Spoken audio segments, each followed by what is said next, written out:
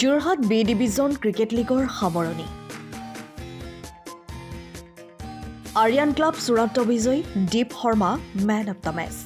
আৰিয়ান ক্লাবৰ চূড়ান্ত বিজয়ী খিতাপ অৰ্জনৰ জৰিয়তে আজি সফল সমাপ্তি ঘটে যোৰহাট জিলা বি ডিভিজন ক্ৰিকেট প্ৰতিযোগিতাৰ চূড়ান্ত খেলত আজি আৰিয়ান ক্লাবে হিন্দুস্তানী নৱ যুৱ সংঘক পৰাস্ত কৰি 8 উইকেটত খেলখনত আৰিয়ান ক্লাবে টছত জিকি প্ৰথম ফিল্ডিং কৰাৰ সিদ্ধান্ত গ্ৰহণ কৰে খেলখনত হিন্দুস্তানী নৱ যুৱ সংঘই প্ৰথম বেটিং কৰি নিৰ্ধাৰিত 20 অভাৰত 4টা উইকেট হেৰুৱাই সংগ্ৰহ কৰে 108 ৰান প্ৰত্যুত্তৰত আৰিয়ান ক্লাবে 17.3 অভাৰত 2টা উইকেট হেৰুৱাই 109 ৰান কৰি জয়লাভ কৰে খেলৰ অন্তত অনুষ্ঠিত হোৱা বঁটা বিতৰণী অনুষ্ঠানত মেন অব দ্য মেচ সন্মান অৰ্জন কৰে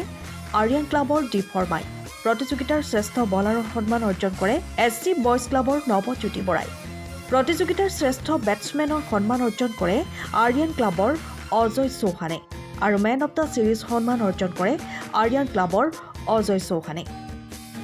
বঁটা বিতৰণী অনুষ্ঠানত উপস্থিত থাকি বঁটাসমূহ বিতৰণ কৰে যোৰহাট জিলা ক্ৰীড়া সন্থাৰ সাধাৰণ সম্পাদক জুলখাউন প্ৰাক্তন ৰাজ্যিক খেলুৱৈ শান্তনু ফুকন ৰবীন শইকীয়া ললিত বৰা প্ৰতাপ বৰা প্ৰতাপ শৰ্মা অজিত চেতিয়া প্ৰমুখ্যে বিশিষ্ট ব্যক্তিসকলে যোৰহাট জিলা ক্ৰীড়া সন্থাৰ B division Kshama Bordoloi Sarani B division football cricket লীগৰ আজি চূড়ান্ত খেল অনুষ্ঠিত হ'ল চূড়ান্ত খেলত আৰিয়ানছ ক্লাব আৰু হিন্দুস্তানী ক্লাবৰ মাজত হৈছিলে আৰিয়ানছ ক্লাবে 8 উইকেটত জয়লাভ কৰিছে ক্ষমা বৰদলৈ সৰণি এই বি ডিভিজন ক্ৰিকেট লীগৰ এতিয়া বঁটা বিতৰণী সভা অনুষ্ঠিত হ'ব আমি সকলো খেলুৱৈকে আমি শুভেচ্ছা জ্ঞাপন কৰিছোঁ আৰু অহা 10 তাৰিখৰ পৰা এই ডিভিজন ফুটবল ক্ৰিকেট লীগ অনুষ্ঠিত হ'ব সকলোৰে আমি সহযোগিতা কামনা কৰিছোঁ ইয়াৰ চেম্পিয়ন আছে দুটা টিম অহা বছৰৰ কাৰণে এই ডিভিজন উন্নীত এই ডিভিজন বি ডিভিজনৰ পৰা চেম্পিয়ন ৰানাৰ্ছ আপ দুটা টিম এই ডিভিজনলৈ উন্নীত হ'ব এই ডিভিজনৰ তলৰ দুটা টিম বি ডিভিজনলৈ নাইব এইটো প্ৰত্যেক বছৰে এইটো এনেদৰে খেলসমূহ অনুষ্ঠিত হয় ঠিক তেনেকৈ চি ডিভিজনৰ পৰা বি ডিভিজনলৈ আহে বি ডিভিজনৰ পৰা এ ডিভিজনলৈ আহে এনেদৰে আমাৰ ৰটেশ্যন হৈ থাকে ডিভিজন হোৱা নাই বহুদিন তাৰমানে চি ডিভিজন কেতিয়া হয় যেতিয়া বি ডিভিজনত টিম কমি যায় বি ডিভিজনত 16টা টিম থাকিব লাগে 16টা টিমৰ পৰা যদি টিম কমি যায় তেতিয়া আমাৰ চি ডিভিজন হৈ তাৰ পৰা উঠোৱা হয় যিহেতু নহ'লে বহুত টিম হৈ যায়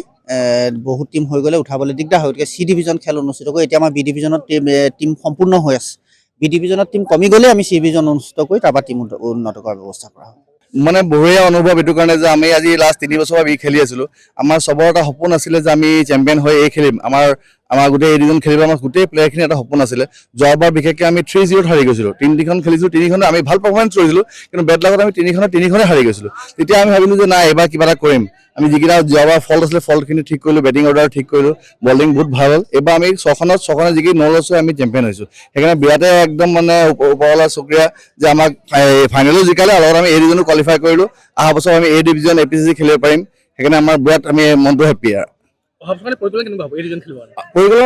ভালে হ'ব লাগিব আৰু আমি খুব প্ৰেক্টিচ কৰিব লাগিব কাৰণ এই ডিভিজনৰ যিকেইটা টিম আছে বহুত ওপৰ লেভেলৰ যোৰহাটৰ বেষ্ট টিমখিনি আছে সেই বেষ্ট টিমত আমি কম্পিট কৰিব কাৰণে আৰু আমি নিজকে আৰু বেষ্ট কৰিব লাগিব যিখিনি আমাৰ ইয়াত নেগেটিভ পইণ্টছ হৈছে যেনে অলপ ফিল্ডিং বেয়া হৈছে বা অলপ বলিং বেয়া হৈছে যিখিনি বেয়া হৈছে আমি আৰু ভালকৈ প্ৰেক্টিচ কৰি আমি আগলৈ এইটো ভাল খেলিব পাৰোঁ এইটো জিকিব পাৰোঁ এপিচিচিটো আমি ভাল পাৰফৰ্ম কৰিব পাৰোঁ কাৰণ সেইবিলাক ভাল প্লেয়াৰ চব ভাল ক্লাবৰ ভাল প্লেয়াৰ্ছ আছে সেইটো আমি জিকিব পাৰোঁ যাতে সেইটো আমি আশা কৰিলোঁ ব্যুৰো ৰিপৰ্ট টাইম অফ চাহ